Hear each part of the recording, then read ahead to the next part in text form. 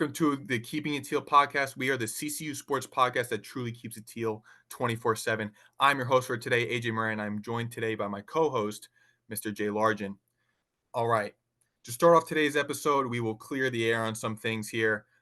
First off, we do apologize for the sporadic uploads lately due to work schedules and the off season and stuff slowing down, stuff like that. But speaking of which, you may be wondering where our third stooge in Hunter Santiago is due to his work schedule and it being the football off season and that being his, pride and joy, his bread and butter. He'll only be joining us for a couple episodes here and there, giving you updates on the portal, et cetera, et cetera. But with that being said, now that we got this out of the way, let's transition to our first segment of today's episode. So, with the first segment of today's episode, we're going to do a Teal Portal update. Usually, this is what Hunter Santiago fills you guys in on. But we're just going to go over, in case you've been living under a rock like Patrick Starr, we're going to go over some of what our football team has been doing in the portal this offseason. So, if you haven't heard, we have quarterback Noah Kim from Michigan State, who committed on 12/12/23. AJ Williams, like the safety defensive back from Wake Forest, who committed on 12/12/23 as well. Then some other big ones to note. You had wide receiver Seneca Mackay from UNLV committed 1/4 and is enrolled early. Another big one, you have Sawyer Horam Welsh, the offensive lineman, defensive lineman from Texas, committed on 1/6. You have Najuan Barber from South Carolina State committed on 1/6, also enrolled early. And then a big one, actually, depending on how you view it, that we got recently was wide receiver Connor Camille from Ohio State on 1/28. He's actually a lacrosse player from what we know, is on Ohio State's lacrosse roster for this spring season up and coming. But he's hit the portal as he played a receiver in college, like a 3-star receiver is what they're listing him as. Has hit the portal, and then Coastal, I think, is taking a shot in the dark on what his abilities are. And they have gotten him to commit as well. But Jay, I'm going to flip it over to you here. What do you think so far as to maybe what you think these guys are going to turn out to be, and just as our class as a whole, what do you think about it? Well, of course, with signing day right around the corner, we got to keep our foot on the pedal and make sure that we lock down these relationships, keep them strong so that when it comes next Wednesday, they sign with us. Along with an interesting one, which we all didn't see coming, was when Connor Keemel of Ohio State lacrosse committed to us to play football. And nobody thought we would ever get a lacrosse turned football player. And excited to see what he can do when he puts on the till next fall for us, along with Najuan Barber, another good defensive lineman, an in-state kid who wants to do well for his home state. So good get for him. Seneca McKeon, also a in-state kid from UNLV, brought him home. Good relationship by our OG Champ, Perry Parks. I mean, as people don't see, that man's always on the recruiting trail, always giving 110% for the Chants, and we can't thank Coach Parks enough for what he does for the football team. And as a class as a whole, I expect him to be pretty good. Noah Kim highlight in the class coming from Michigan State, who is also enrolled early on campus. I like to see how he battles Vasco and how spring and fall camp goes, and to see who our starter will be next season for Coastal Carolina football. Yeah, I know, as I touched on, the lacrosse player turned football player is definitely interesting. But we hope, he can shake off the rust and bring it there. And as Hunter usually says, I will continue what he usually does here about how in some of these past episodes, we have talked about how February is usually the time with signing day coming up that you're going to land and you're going to clean up everything that you need for your class going into next season. But it is a little worrisome, I believe, that this is where we're at currently. Not saying that these guys aren't great additions, but there's a lot of needs that you have as a program, and they just haven't addressed all those needs. I think a main one being like maybe our running backs and stuff like that. When you have a lot of guys leave, hit the portal, go some of these other places, you got to replace those guys. And you would love to do that with freshmen, but sometimes that's not always possible. You got to get somebody else that could help fill the shoes, buy some time for those freshmen to develop and get along. But I am curious to see how they can finish off this recruiting class. Get the portal and all that stuff. But obviously we will pick them apart maybe a little bit when we get to that day. But for now, I think we're still going to hold out some hope that they're going to be able to deliver on the portal side of things.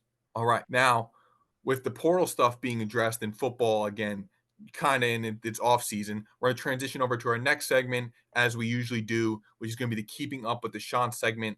Is going to be a little bigger today, as we have now winter sports continuing, and then we got your spring sports picking up. So it's going to be exciting times.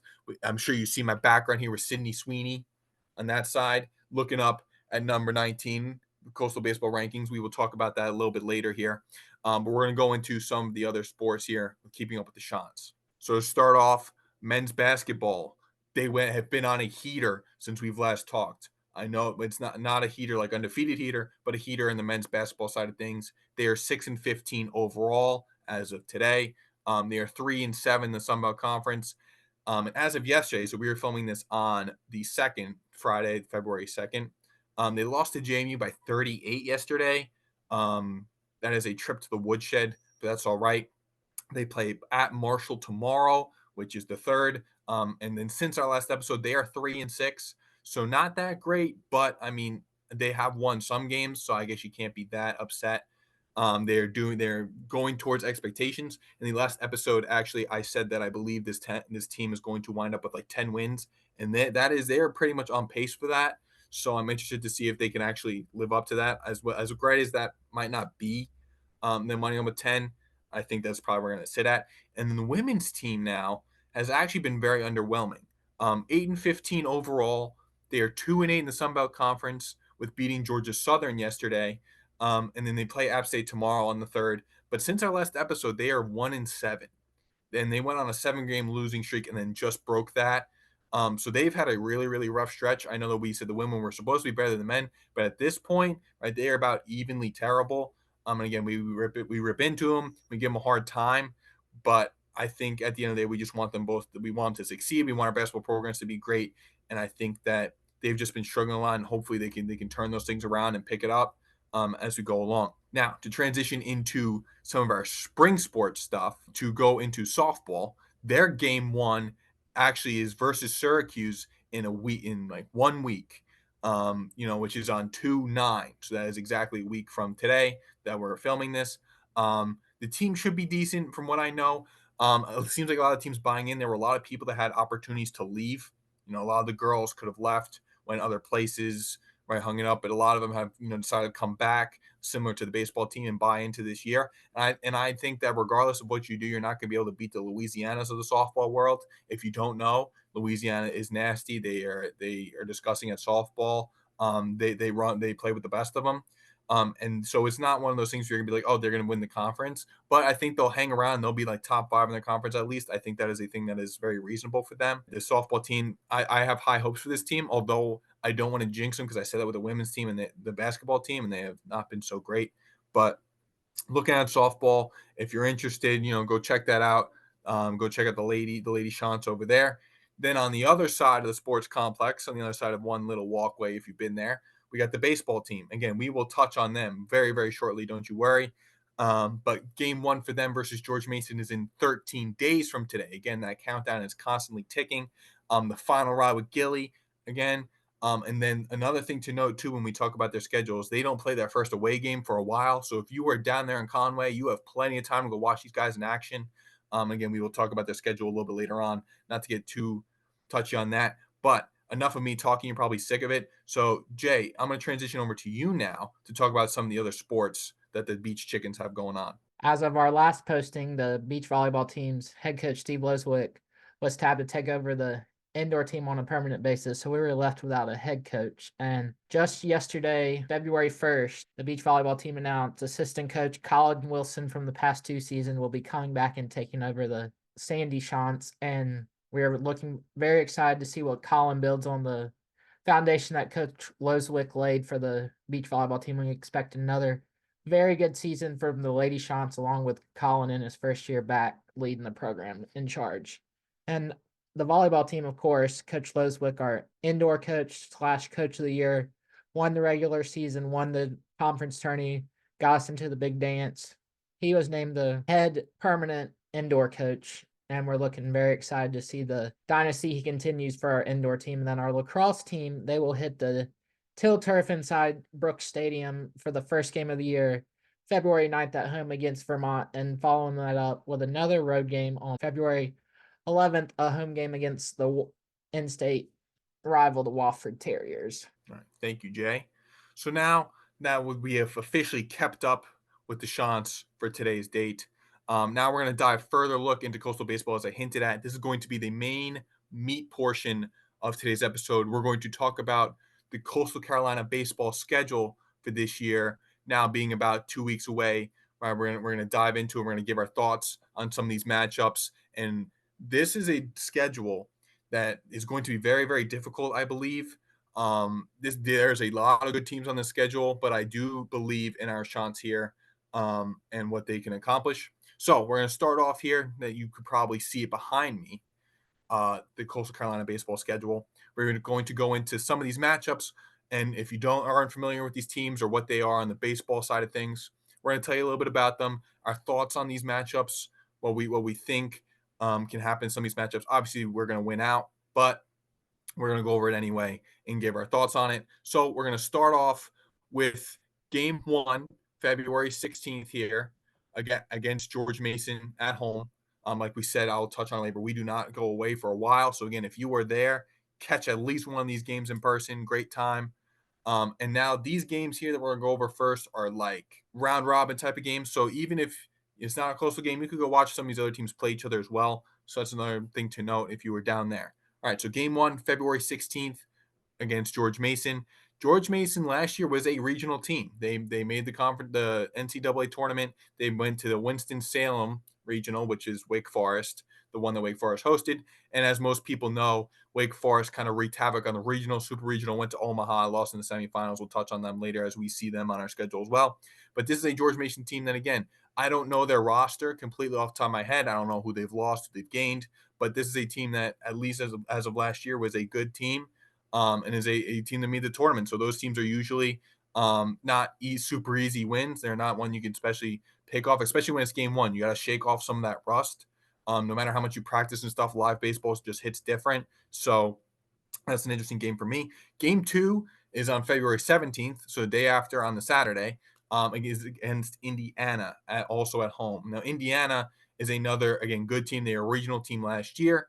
They went to the Lexington Regional, which is the University of Kentucky, where they lost in that regional.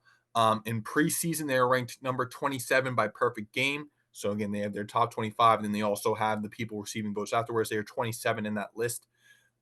Indiana, to me, I think is a sleeper team this year. Big Ten is not normally known for their baseball, just being from a cold climate, not so much fun up there. But they definitely send some teams into tournaments, super regionals. They wreak some havoc once you get into May and stuff like that. So this is an Indiana team for me. Again, is another one that's not, it's not an easy win, right? None of these games early on are easy. And this is another good Indiana team. Moving on the 18th now on the Sunday, we have Duke at home. Most of you probably know Duke was a super regional team last year. They came to the Conway Regional that we hosted, beat us on our own home turf, and then went to Charlottesville to play University of Virginia and lost to them in the super regionals. Virginia went on to Omaha and lost and stuff like that. They are ranked number 23rd by perfect game in the preseason rankings here. And again, this is a Duke team that I think out of these at least first couple games is probably the hardest matchup we have. And especially with the almost bad blood there, right after how the way last year ended with them, how they basically sent us home on our own home field. But again, this is a Duke team that we know very well. We got to watch out for. And the last one of kind of this little stretch here is on the 20th, which is on the following Tuesday against UNC Wilmington. UNC Wilmington is another familiar team for us, as they were a regional team last year, another NCAA tournament team, and they came to our Conway Regional as well. And then they got in the mix with things. They went 0-2 in that regional, losing to Duke and then losing to us in our elimination game that we didn't want to have to be in, but we were there anyway. So at least in these first four games, these were all NCAA tournament teams. Usually, at least in the football season, as you see, you try to start off the season on some easy ones, try to get yourself some wins in your belt. But this is going to be hit the ground running type of stuff. But again, jabbering for me, at least for these first four games. Jay, what are your thoughts on some of these teams? Obviously, opening weekend, we got a final ride with Gilly. We want to play the best of the best, and I see that opening weekend. I mean, two teams that made the tournament last year. I mean, Duke, I know the guys that were on the team last year. They want to ride the ship from what happened last season, how they knocked us out of the on our home turf last year and advanced to the Super Regional. So I expect us to beat Duke on opening weekend, along with I expect us to go a clean sweep on opening weekend, starting off the season 3-0 with a big win against George Mason and two close wins against Duke and Indiana. And then UNC Wilmington, we usually always play them. It's usually always a battle, and I expect I expect us to win by a big margin against UNC Wilmington on the 20th. All right, I like the optimism. All right, so now we're going to continue on through the end of February here, picking up with February 23rd, which is going to be a Friday. So now that next weekend, again, it's another round robin type of thing again. So if you like any of these other teams, you go watch them play each other. So we pick up against Illinois. Illinois was a 25 and 27 team last year, a little underwhelming for them. Another Big Ten opponent. But last year we split the series 1-1 against them. It was a like 3-game series. The third game got canceled with weather and stuff like that. We split against them. They actually gave us a little bit of a hard time last year.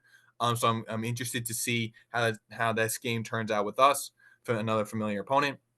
Then on the 24th, on the Saturday, we played Ball State. Ball State was a regional team last year. They were in the NCAA tournament. They played against Lexington. They were in the Lexington regional, so that's University of Kentucky. So they were in Indiana in the regional, as well as Kentucky won that regional.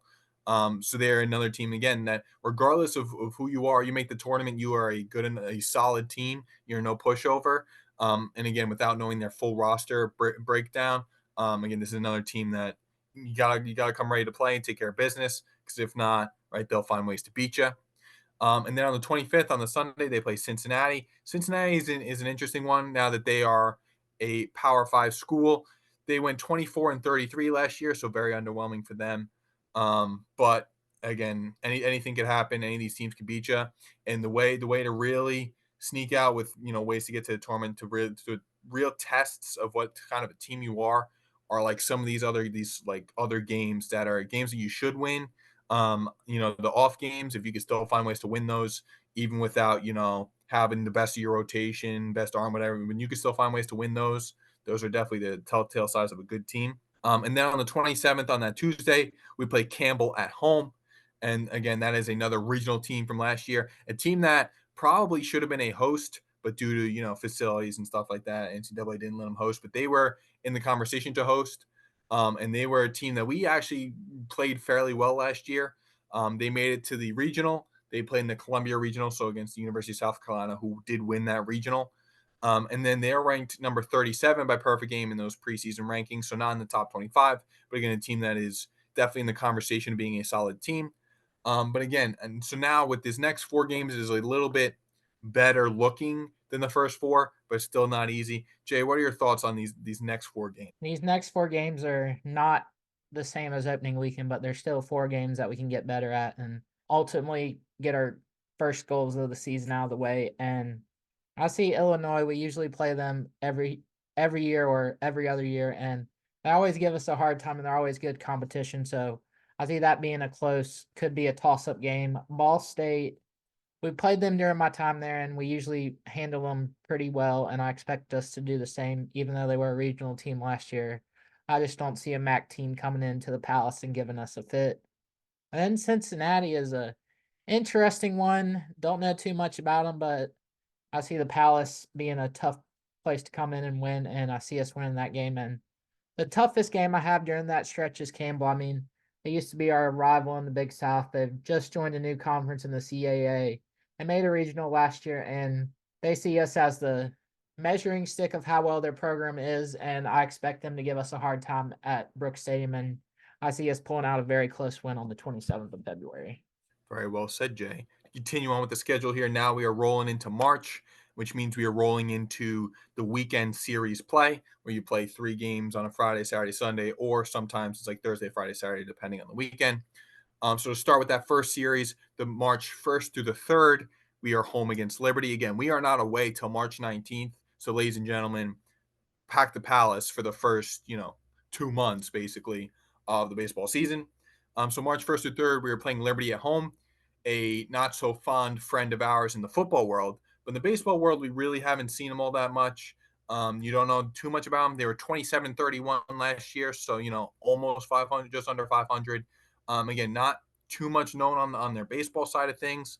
Um, but if the schools carry on their football into their baseball, it's going to be an ugly one maybe. And then on March 5th and 6th, so it is a 2-day, 2-game series against USC Upstate, who were 38-22 last year. It's actually a pretty good record. And they lost to Campbell in the Big South Championship last year. They were 3-2. They were so close to beating Campbell in the conference championship and then finding their way into the tournament. So as a team that, again, sleeper team, someone that doesn't like to mess around, and somebody that, again, these midweeks sometimes could catch up to you because you play the first to the third, the Friday, Saturday, Sunday, use all your pitching, use all that stuff, and then you get to these midweeks, and then you got to figure out pitching. You got to and then you just got to have to beat teams when they're at their worst. And this is one of those situations where without pitching, you're gonna have to probably find a way to win these two. But Jay, what do you think on these next two series of games? Obviously, Liberty, we hate them, and I mean, they're our big rival in football now since they did take our coach, and we did play them in 21 up on, as they call, the mountain in Lynchburg, and Liberty actually did take the series from us, winning 2-1, and I expect us to bounce back and take the series against them. And USC Upstate, another in-state team that's usually pretty well, and I'm glad to see we're bringing them in for a 2-game series on the 5th and 6th. And even though they're in the Big South and made the run to the Big South Championship last year, I see us handle them pretty well on the 5th and 6th. And then Michigan on the following weekend series, another interesting opponent. They're usually pretty well. I mean, 2019 they were the runner-up uh, at Omaha, and them coming into the Palace. That's another big time opponent that we're bringing to Springsbrook Stadium, and I see that being a very dogfight, which I can see going either way that weekend. Right. So to kind of continue off that, right, Michigan on March 8th through 10th is a weekend series at home in the 2028 last year. They're typically a good program, but again, being from the Big Ten, it is cold up there. For the first couple months, they like to come down south, and who knows what those teams are really made of. But in May, they usually find ways to wreak havoc. And like we said, Wake Forest, March 12th on the Tuesday. Omaha team last year, they lost in the semifinals. We beat them once last year in a thriller at home. Number one in the perfect game rankings. That is a big time team. That's they're going to be a big time problem. And then to continue on here, we'll go March 15th through 17th, another weekend series where we start conference play now against James Madison at home. James Madison is a team that made the conference tournament, right? The bottom four teams from the conference at the end of the regular season get booted from the tournament. The rest of them make it in, they play each other. So they made that conference tournament, but they lost in the second round. So that is a series that when you want to win a conference or you want to be able to compete in a conference, you have to basically win the weekend. Every weekend you're going in. I want to take 2 out of 3, 3 out of 3, right? 1 out of 3 is not great, and obviously 0 out of 3 is worst case scenario. This is one of those you got to take at least 2 out of 3 from James Madison. Saying 3 out of 3 it might be a little too high of expectations, but 2 out of 3 is very doable, and that is one of those again, especially in the first conference series at home. You got to have it, and that's what I'm thinking with this James Madison team. And then on March 19th, the Tuesday, we are at NC State. Again, that is our first away game, and is a little bit of a rough one to be our first away game. NC State is a regional team from last year. We saw them. We got smoked by them at home last year. Another thing to note. And last year they were in the Columbia Regional. So again, University of South Carolina. They bumped into Campbell, University of South Carolina, and University of South Carolina won that one. So that was the end of their season. But they're ranked number 19 in the perfect game rankings. And again, this is an NC State team that is good, and you got to go on the road as your first road game. That's going to be a nice early test for what this team really is. And then continue on here, March 22nd through the 24th at App State. Nobody likes App State. Hate App State. They made it to the conference tournament last year. They lost in like the quarterfinals, I believe. And they gave us a hard time in the regular season last year. They took one at maybe two from us last year at home. So that wasn't great. And obviously, the schools don't really like each other. So that was always a fun one with App State, but again, that's another one where, especially on the road, you got to take at least 2 out of 3. Keep those things, keep that up, especially because later down the line you get some harder series, but tougher teams. So you got to win the early ones. And then March 26th, Tuesday, we are at Clemson. Clemson, again, that's a big time team, big time name. They're a regional team from last year. They hosted their own Clemson regional. They got snubbed a little bit as they got Tennessee in their regional, and Tennessee did win that regional. They won the super regionals against Southern Miss, who we will touch on later as we will see them. Went to Omaha and then got booted, but Tennessee was a good team. Clemson is ranked 21 in the perfect game preseason rankings. Again, this is Clemson's no joke. They beat us up pretty good last year. And I'm sure on the road, especially with the in-state rivalry, that's going to be one that is not going to be very nice for us. But Jay, what are your thoughts on the next couple games that we have on the slate? Obviously, when we jump into Sunbelt playing, I mean, our goal is to win the regular season and conference tournament. Something we did do last year, win the regular season, but we didn't win the tournament, which was a letdown for the team. But I expect the team to come out hungrier this year, having a ultimate goal. Gilly's last ride. They want to leave it all out in the field every single game for Gilly. And that's first weekend against James Madison.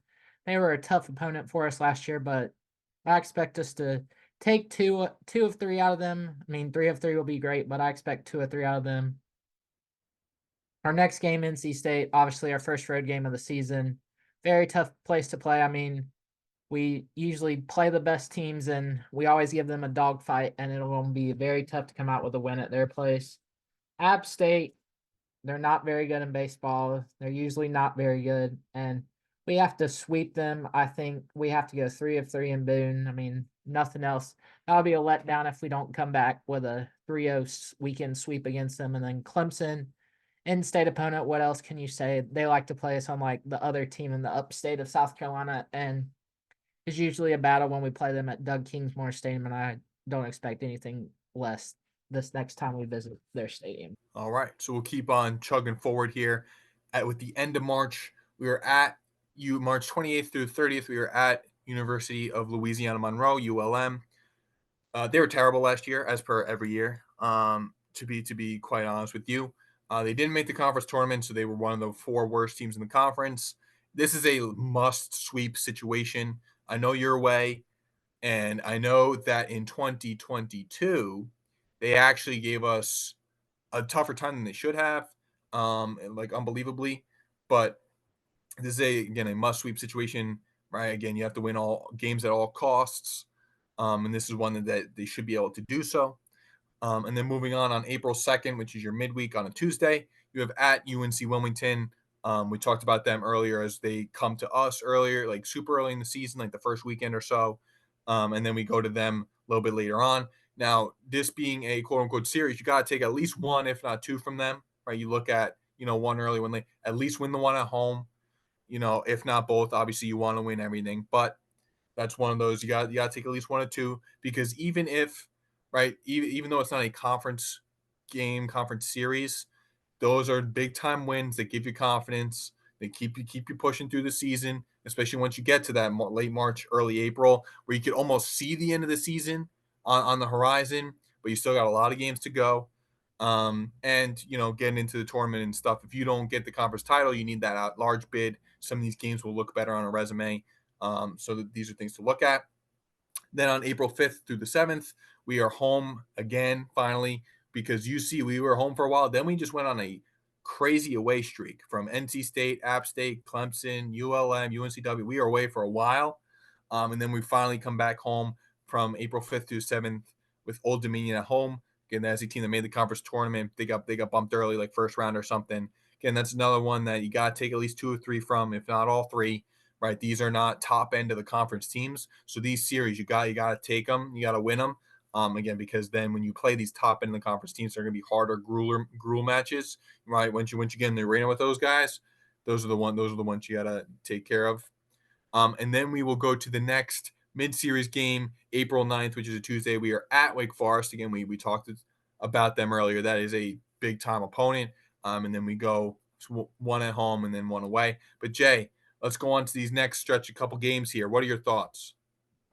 Obviously, this next set of games, the first series, ULM has to be a 3-0 sweep. I mean, all time we were 12-1-1 against them, and the last time in 22, it was on a Sunday. It was a shortened game due to travel restrictions. The game ended in 8 innings and a tie of 17-17, and I know the guys wanna get that one back and continue what we do and dominate ULM on the baseball field, so I expect a 3-game sweep against them.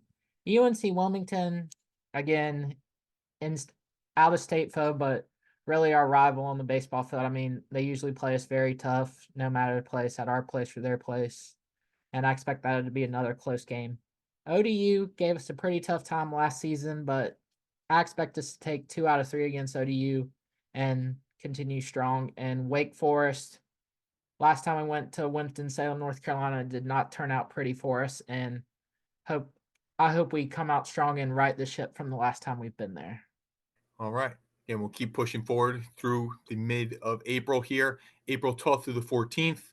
We are on the road again, as they like to say, at Georgia Southern. Last year, so in 2022, they hosted a regional. They were a big time team. I think they lost to Notre Dame in that regional. Notre Dame, I think, was the one that made it on from that regional.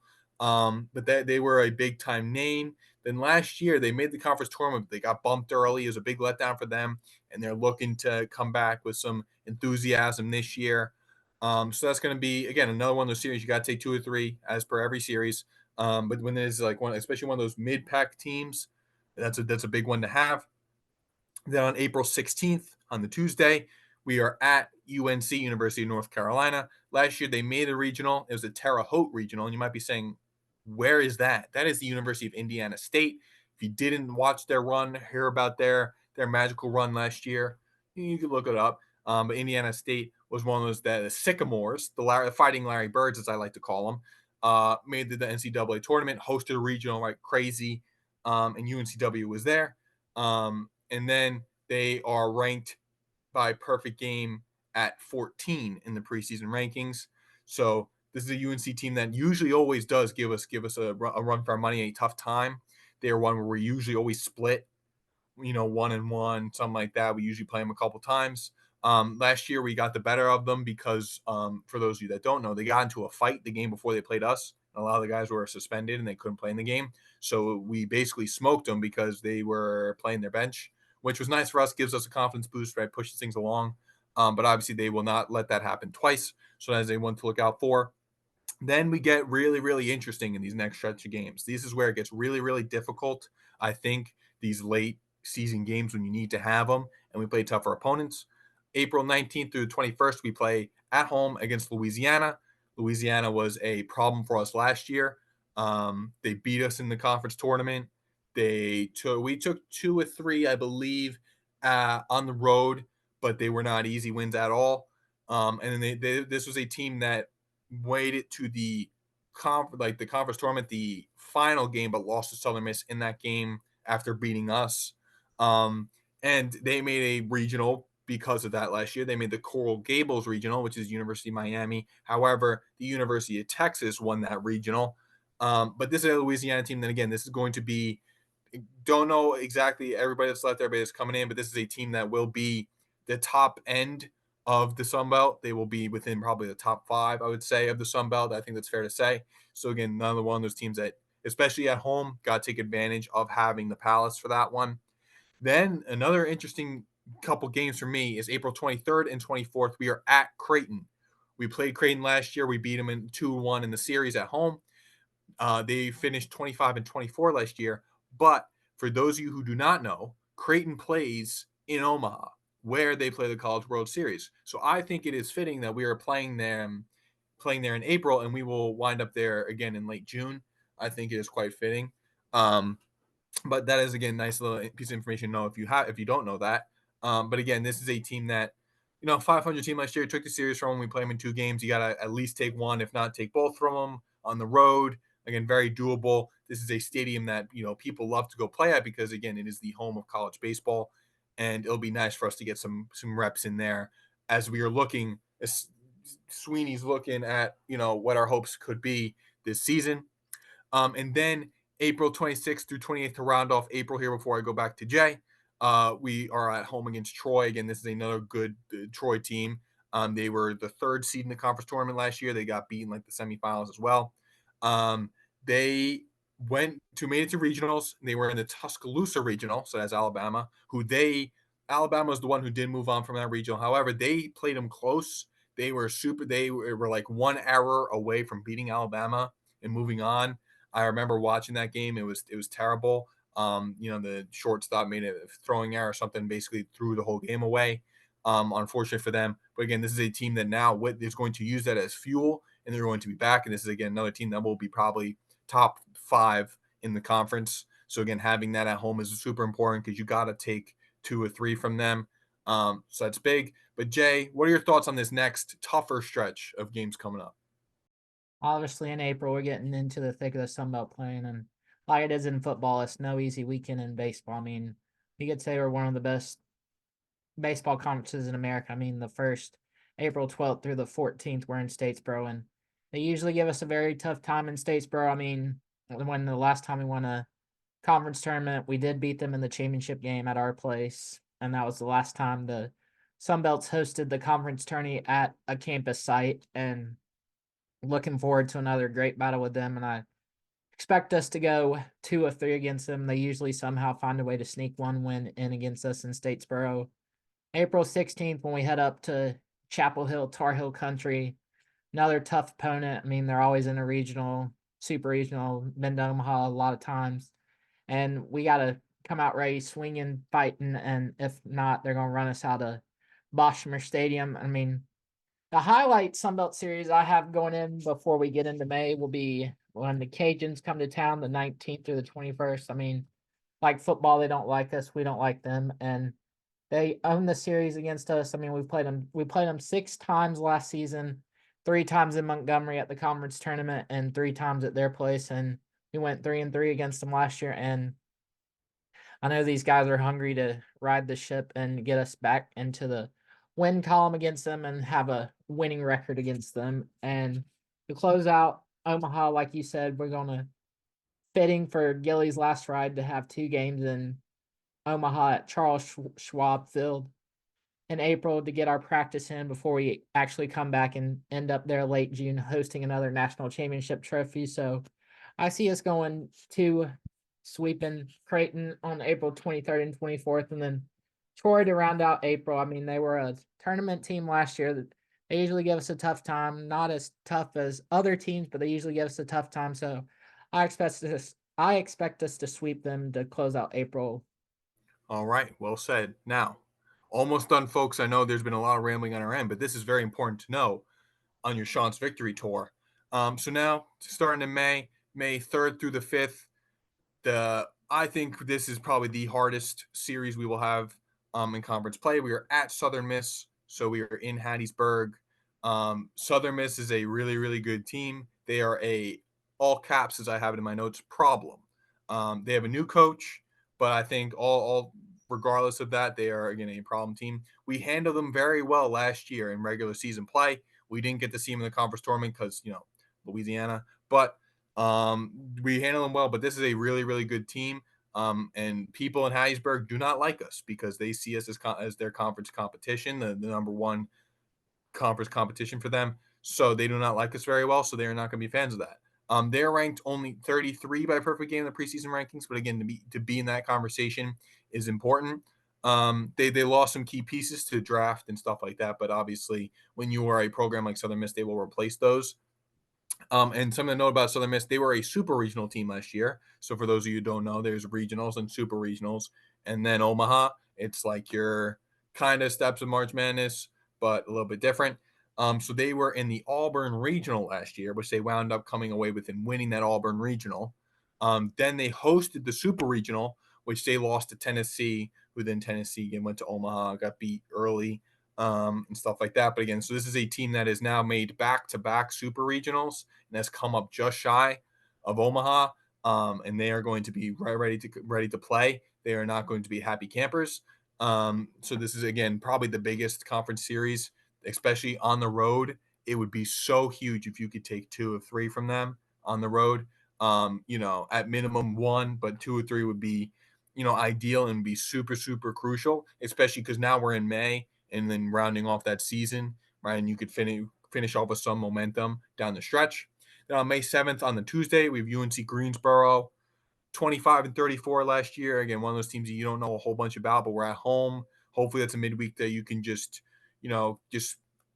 take care of business and move on. Because some of these games, right, when it's that okay, it's a team that's not super all that great, whatever. They're an okay team, you know. You're going to look at the following series on the following weekend, and sometimes they catch you by surprise and they beat you, and now you got some serious problems that happened last year. The College of Charleston beat us, Charlotte beat us. Like those are games that we probably should have won that were just slip ups in the midweek. Um, VCU, I think, was another one that was like, but that was the beginning, like round robin type thing. That was like those slip ups that are like, whoa, they beat you when they shouldn't beat you. But this is one of those games to look out for that. Then on May 10th through 12th, we have our last home series of conference play. We have Georgia State at coming to the Palace. That's another team that made the conference tournament last year, early exit type of deal, mid pack of the tournament type thing. I think that right another one that you have to take 2 or 3 from, especially depending on how some of these other ones go. This could be a crucial one for standings and stuff like that. So again, self-explanatory. Take care of business there. Then on May 14th on Tuesday, almost there, folks, we have Clemson at home. Again, we kind of touched on Clemson already. We go there earlier in the season, then they come to us. Again, especially if they smack us on the road, it'd be nice to take one from them at home, a nice little resume patter, stuff like that. And then to conclude the regular season, May 16th through the 18th, we go to Marshall in West Virginia. And this is another one where they are not very good. They were, I think, like the last place team in the conference last year. Or if not, like, at least bottom four. They're not great. So again, it's one of those where you have to sweep them, right? Not to be that, especially again, depending on where you are at this point, right? With that being that last series of the regular season, it's always tricky because depending on where you are in seeding and placements, last year we saw it too, where it was a thought of okay, well, if the game doesn't matter, then you could just hang it up, rest your guys, worry about postseason play, stuff like that. But it actually came down to seeding and stuff where you had to take all three from Marshall. So that's exactly what they did. Um, I remember joking around last year talking about, listen, if game three, if they're not playing anybody, put me in, I'll play. I could play anywhere, wherever you need me to play, I'll go play against them. But in general, again, that's one at the end of the day. Looking at it now, you gotta sweep them again. But if the season determines that it doesn't matter, then maybe it's not that big of a deal. But this is a team that is very sweepable. All right, Jay, to conclude off the regular season, what do we got? Obviously, like you said, I agree. The toughest series in conference play will be that first weekend in May when we go to Hattiesburg, Mississippi, Pete Taylor Park. I mean, their fans are going to be a rowdy. A lot of teams don't go in there and come out alive winners, and we got to take 2 or 3 out of them. I mean, last year we scored 42 runs in the 3-game series against them, and they did not like that so much. They expected them to come in there and sweep us, and we took it to them last year, so I expect them to be ready for us. But I see us taking 2 out of 3 against Southern Miss, then a midweek against UNC Greensboro. They did lose their coach in December, Billy Godwin, who was there for many years, and he's actually going back to the New York Yankees organization and being a scout where he was before coming to UNCG. So I see us taking care of business against them. Georgia State, our last home series, they're usually never very good in baseball, but they do give us a hard time away from Springsbrook Stadium. But we have them at home this year, so I expect us to sweep them 3-0 to conclude the home schedule strong of conference play. And then Clemson, another in-state opponent, tough opponent. If they beat us on the road pretty bad, I know the team want to return the favor at home in our friendly confine and have a big resume win going into conference tournament time. And like you said, Marshall, the last weekend of regular season play, we got to take 3-3 against them. They're never very good. And as they like to say, we got to go in there and get a 3-0 sweep and take the country roads home to Conway, South Carolina. Yes, sir, Jay. And then just for funsies here, some other things to know about postseason play. On May 21st, so you will conclude the regular season on the 18th. Then you'll turn around on Tuesday, May 21st, which will start the Sun Belt tournament. in Montgomery, Alabama, home of the Biscuits. Um, so that'll be on May 21st, and then NCAA regionals will be on the 31st. So 10 days from then. But that's the start of the tournament. The tournament will usually be like that kind of whole weekend on the weekend turnaround. Then you'll have the regionals, and then on June 7th you'll have the super regionals, and then on the 14th you will start the College World Series in Omaha, Nebraska. So that's what the postseason will kind of be laid out as. So now, ladies and gentlemen, that is our schedule for this 2024 Coastal Baseball season. Now, with all of this being knowledge, comment below. What are your thoughts? What do you think of the schedule? What do you think the turnout's gonna be? Right. What do you think? You think we're gonna lose out, or you think we're gonna win out? Or I mean, I don't know, 500 something, whatever. Let us know what you think of the schedule. We kind of gave our thoughts, gave you some insight on some of these teams, and what to expect from them. But this is the layout again. We are now like 2 weeks away, so get pumped up, get excited. And with that being said, now we are going to conclude our episode. But first, I'll give you a little highlight what's coming next week. We have National Signing Day for football, so maybe we will have Mr. Hunter Santiago back on the air. Who knows? Don't know. Maybe you have to watch and find out. Also, we will probably go over the Coastal Baseball like roster, some of the key departures, key guys we've picked up, some of those guys you might want to look at, and when you turn on that television come this baseball season, and some stuff like that. So please, as always, thank you for listening to our latest episode of the Keeping It Teal podcast. Please, like, subscribe to our YouTube, X, Instagram, Spotify, whole 9 yards, just so you can keep up to date with all things teal. And until next time, guys, good night, Teal Nation.